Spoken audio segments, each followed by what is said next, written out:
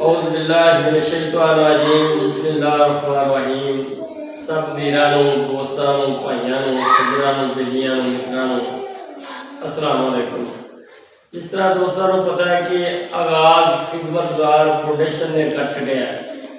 خدمت گار فاؤنڈیشن جہاں غم وہاں ہم، جہاں جہاں غم وہاں وہاں ہم، انشاءاللہ آغاز ہو گیا راشن کا۔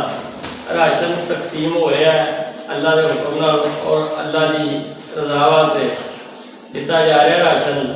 تے اس راشن کی وجہ تو ہی لوگ جا رہے ہیں اور آ رہے ہیں۔ ایک تھی ساری بھن ساری آئی ہے، یہ دکھ شریک ہونے ہیں، پوچھنے ہیں کہڑی جگہ تو آئیے کہ کس طرح آئیے کی لینا آئیے۔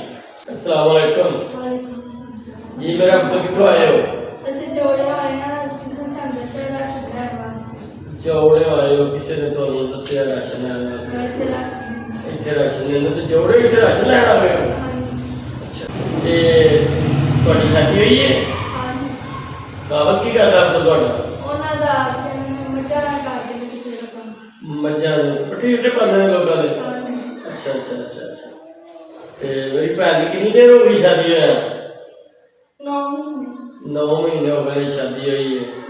ٹھیک ہے، تو بندہ کسی نے پٹھے پانا ہے، ٹھیک ہے۔ اتوں کلی میری بھن راشن لین آ گئی ہے؟ اچھا، نال پتر کسی نے لے کے آنا سی نا؟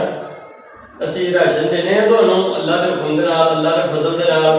لیاؤ جی، میرا کیمرہ مین میرا راشن مہایا جی، یہاں کا راشن کی ہے جی، یہاں کے نصیب کا۔ اے چاول نے، ٹھیک ہے، اے بیسن ہے، اے گھیو ہے،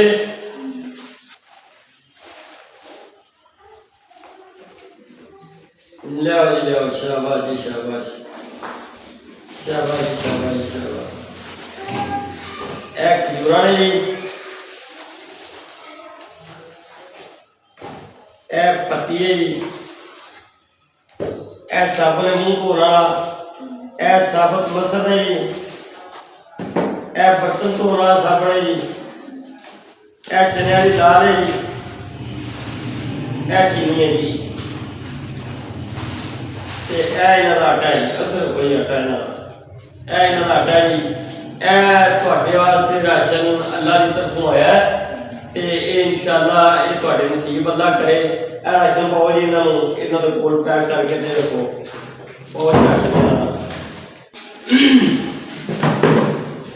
یہاں کے نصیب کا جڑا راشن ہے وہ الحمدللہ یہاں تک پہنچیا جی، یہاں تک ربڑیا ہے۔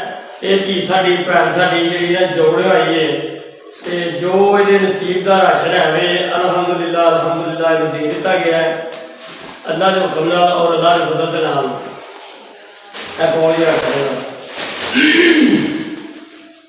اور بھی جس طرح میرے بھائی میرے ویر میری بھن آن گیا انشاءاللہ، ادھر لیاؤ جی، یہاں کے کول راشن لیاؤ، انہوں تک راشن پہنچے گا۔ اور لو میرا پتر جہاں راشن تھوڑے نصیب کا ہے وہ تھوڑے تک آ گیا ہے۔